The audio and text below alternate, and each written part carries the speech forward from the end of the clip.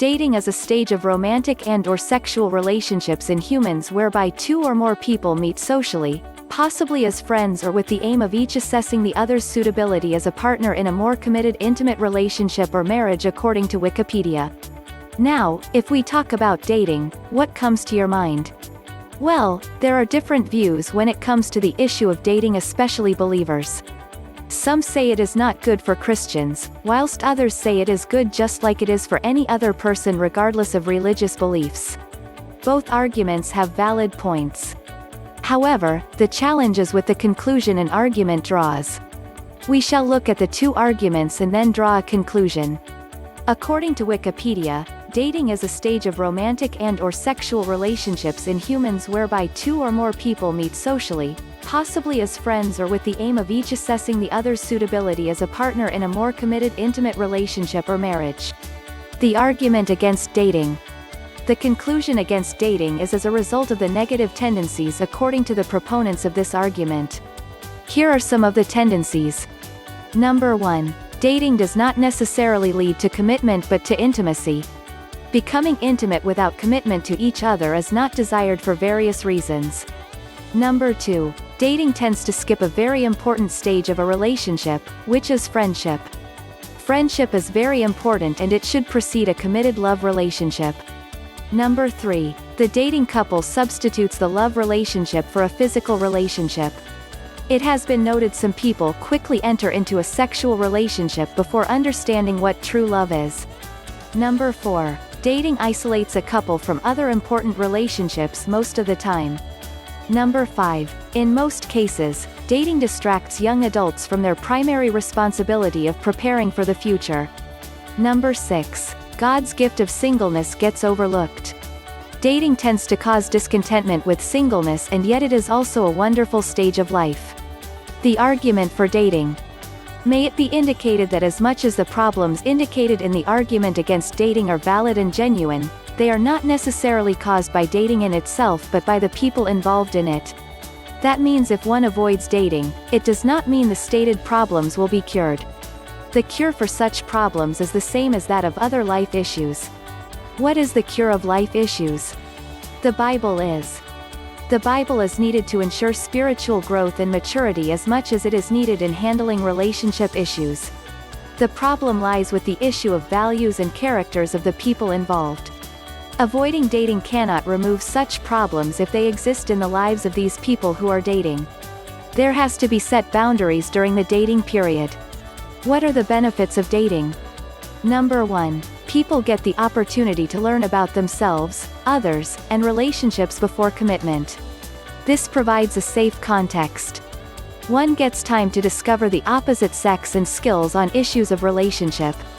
This must be done around people who care about you. This may include your parents, friends, youth pastor, coach, and others. Number 2. Provides a context for working through issues. That which people value now may change over time. What you value now may not be good for you in the future. So dating allows you to discover your long-term values. You might not marry the person you first loved. Why? Some changes take place as you discover yourself. Number 3. Relationship skills are built. Some necessary skills are not learned in families. A lot of work and skills are required in intimate relationships. Communications, trust, listening, sacrifice and honesty issues arise during the dating period. You become aware of your immaturity. You get to learn about relationship and how one function in a relationship. Number 4. It heals and repairs. Some people pass through hurts when they are young. They may have missed an opportunity to be loved. You find that they never experienced love. During dating they start feeling loved and accepted. That way they receive healing from someone that accepts and nurture them. The interesting thing is that many people do not marry their first love. This first relationship tends to be an environment for growth and healing to some. These singles get prepared for their final love relationship. Number 5. Dating is relational and has value in itself. Some people use others selfishly in dating.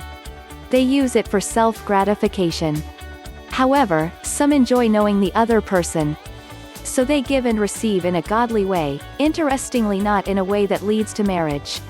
Unmarried people do not share parts of themselves as they are expected to restrain from sexual intimacy. That is true love. Love that rushes to sex before knowing each other and getting married later is not true love. Number 6. You get to know your likes and dislikes in the opposite sex. There is so much that one learns about relationships during dating. One might desire to get something opposite what he experienced from relationship in a family situation. But he may discover that for a love relationship there is more than what he is making up for. You may discover that the attributes you thought you needed are not necessarily what is good for you. Number 7. You learn self-control and delay of some other gratifications. Some people think that a love relationship is just about sex. Sex needs to be foregone in dating. First learn to relate and to care for each other without sex. Once you mature in that first, there will be fewer problems once you get married. After getting married you can then climax your love with sex. Let there be boundaries in your dating and that will protect both of you.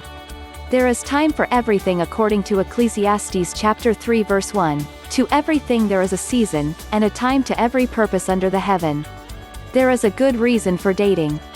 Dating in itself is not evil or bad. Immature people overstep boundaries and then bad consequences follow. Handled with care, dating can lead to a fulfilling love life that will last. First learn each other and become friends and discover if indeed you are compatible for marriage. If you feel that you are not good together, terminate the relationship.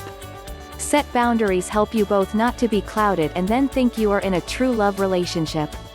Once you have developed the relationship and are both satisfied that you are meant for each other, you can commit to each other and then get married. After that you can start enjoying sex.